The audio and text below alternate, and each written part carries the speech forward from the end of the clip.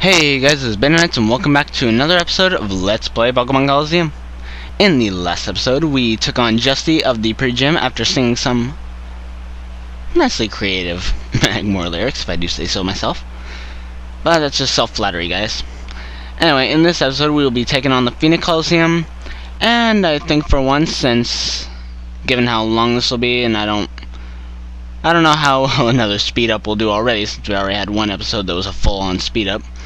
I may speed up some of these battles, but for now, I think we'll just keep this as it is. Anyway, first I think we will use Return on Uwe here to replace Secret Power. Now, I will miss the little varying effects that Secret Power does give, but having a Return on Uwe will make him able to do so much more damage, especially since he's my most defensive Pokemon on the team.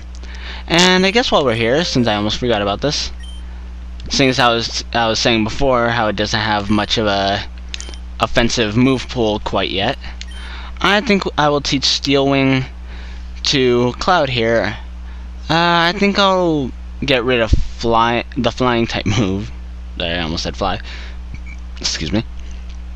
I think we'll get rid of Mirror Move, seeing as how Mirror Move is incredibly situational, and I don't really see too many cases where I'd be using it effectively, except for like just me messing around. So with that, and without further ado, let's enter the Phenac Stadium. Yes.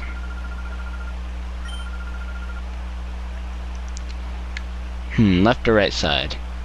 Eeny, meeny, miny, mo, catch a tiger by its toe. I think I'll choose blue. Normally I choose left when I have a choice, but blue's my favorite color, so I'll go for that.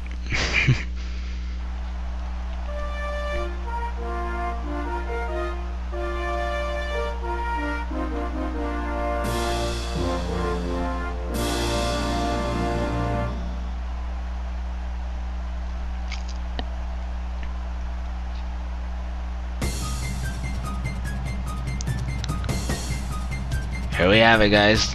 We finally get to see the inside of the Phenac Colosseum and what it's all about. Now, the trainers in here won't won't really be pushovers like before, but oh my god, I'm sorry, I just can't wait to say this. This place is freaking beautiful. I love places with waterfalls. Hell, ask Kitsune Akane. Whenever I make a new world in Minecraft, I look for waterfalls. Hell, in my first main world, my first home was next to a naturally occurring waterfall. Anyway, besides all of that crap. Let's see, the Pokemon here aren't really too bad, but yeah, not really too much to say about the battles.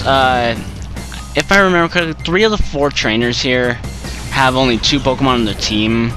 So yeah, and as you can see, I just took one down in a single hit, and this one's probably gonna go down in 1 hit too, I would hope.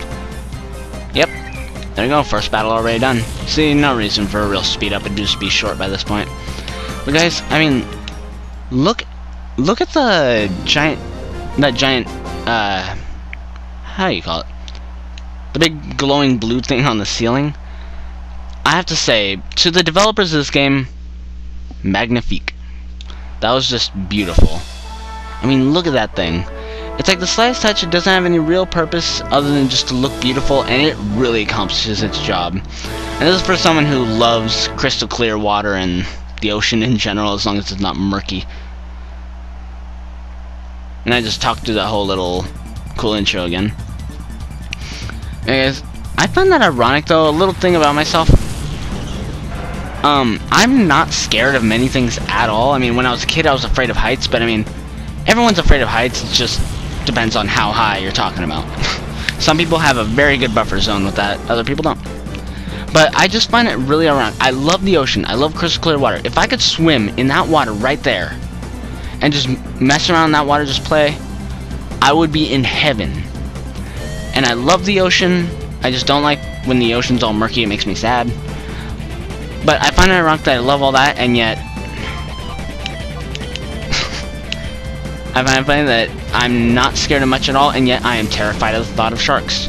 It's not necessarily sharks themselves that scare me. I mean, sure, I'd do not fancy my leg getting nibbled off from something swimming around me. Just the thought of it creeps me out. But the thing that really sends a shiver up my spine, I don't know why, it's just not just the thought of being attacked by a shark. I mean, that would be scary enough in its own right, but it's like the thought, because I've heard stories of where you know how you always see in like cartoon stuff, like the shark fin circling around the person, goes down, then attacks. It's like, it doesn't always go like that.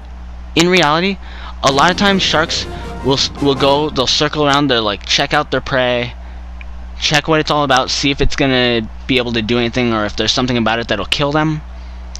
And if it's not, which apparently it seems to think that almost all the time, it can sometimes go and just stay right there under you, not like directly under you, but like down, like where it can see you, and it'll sometimes stay there for over an hour before it'll actually attack you.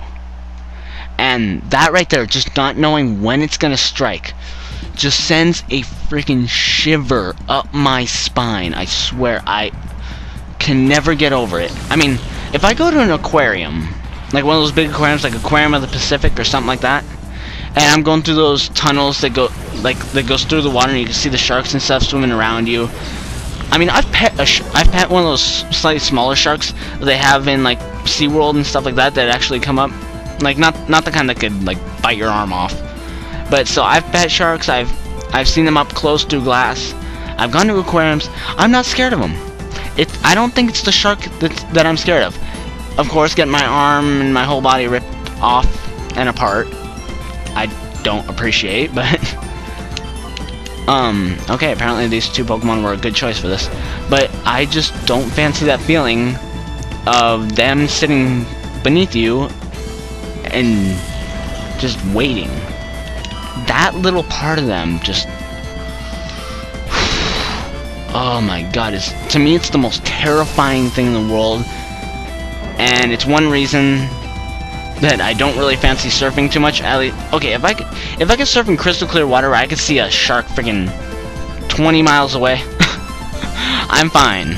If I could see it even a mile away, I'd be terrified, because I know that thing would freaking get to me before I could get 10 feet in the water.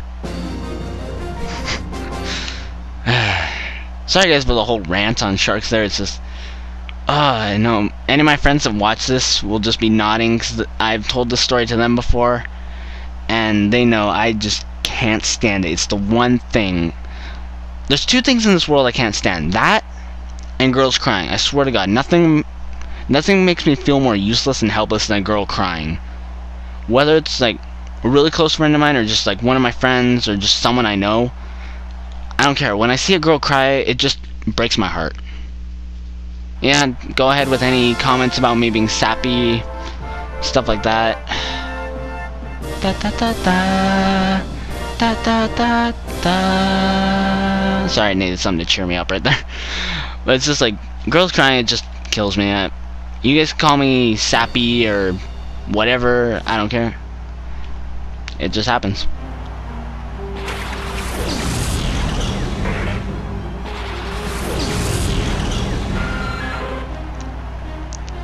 This right here, I've said it before, coolest song in this game. And anyone who watches my videos, you guys can tell already, I am a music man.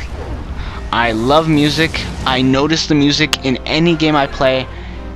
If a game has awesome music, that can sometimes be alone a reason enough for me to love the game. I mean, it doesn't help that I choose games with awesome soundtracks. I mean, let's see, there's Legend of Zelda, there's Mega Man. God, even Mario has some great songs with their more recent games and even their older games. I mean, seriously, can anyone really say that the that hasn't caught in your head every once in a while? Once saw a video of someone with they had a little remote control car, and it had like this little it was almost like the size of a chopstick almost, but it was made of like soft bendable plastic sticking out of the side of it. And then they got like this whole mess hall filled it, like lined it up with glass cups filled with different levels of water, and they drove the car down, and they were spaced out equally, that when you just drove the car perfectly straight alongside them. Sorry guys, my screen went out, so I didn't see that it was stuck on the experience gaining right there. But as I went, you just hear the nice soothing sound of the da da da da da da dun dun dun dun dun dun dun dun dun dun dun. And it was just with the glass, like, you know, when people will tap the glasses to do songs with that. It was just like that, and it had the entire Mario theme. It was incredible. Ooh, almost 6,000 bokeh. And TM18, guys, that is Rain Dance. Anyway, enough about random stuff. I actually was going to say something else, but then I got distracted by the remote control Mario theme. Look at this water. I'm sorry, but it's beautiful. Some GameCube games aren't known for having magnificent graphics. This game may not have the best graphics in a lot of things, but I have to say, attacks... Excuse me, jeez. Keep burping, even though most of my burps, like, during recording are almost silent. Jeez. I mean, little things like this. I mean, look, it's just such a simple repeating pattern that they do with the polygons and the textures. It's just a moving texture. Ah, God. I gotta look away from it, because if I stare at it, it just mesmerizes me. I'm sorry, but I love the effects water can have in a game. Anyway, guys, I just realized I think we have now finished everything Phoenix City has to offer. Pretty sure. Transform! It's mine. It's mine. Pokeball go! Snagball go! Damn. Anyway, as I'll show, this is Rain Dance. Same as Sunny Day, but for water-type moves. It'll raise the power of water-type moves and lower the power of fire-type moves. And I am going to teach this to... You guys were thinking Octorok, weren't you? I'm actually going to teach this to Kyureki, for reasons that most Pokemon fans will know later. But also for the fact that, look at this. 3 electric moves. That... Okay. I have minor OCD with little things like in Minecraft and other games. This kind of thing, for a Pokemon fan like me, this sets off my OCD. I don't need Thundershock with Thunderbolt, so I'm going to get rid of that and get that. This will actually make Octorok and Kyureki have much better synergy in battles. But, I mean, okay, I really need to train Cloud some more. No. Uve's first. But it'll let them have great synergy in battle. I mean, they could boost each other, and yeah, there's a move I'm gonna be teaching Kyureki as soon as possible, which some Pokemon fans, like I said, will already know. And let's see, I'm actually heading back to Pirate. That will make Rain Dance a worthy investment on Kyureki's part. And so, guys, so I'm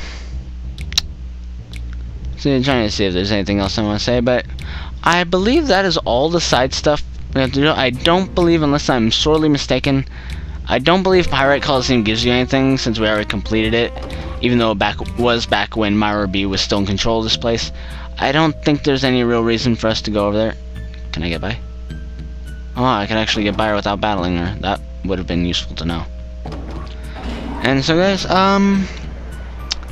well, if I figure out something to do in the with side stuff, you'll see it in the next episode. If not, tomorrow, guys, we will be heading back to the Under. And oh shit, I forgot to help free him.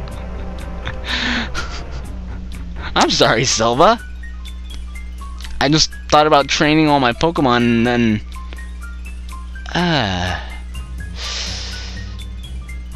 well, how nice of me.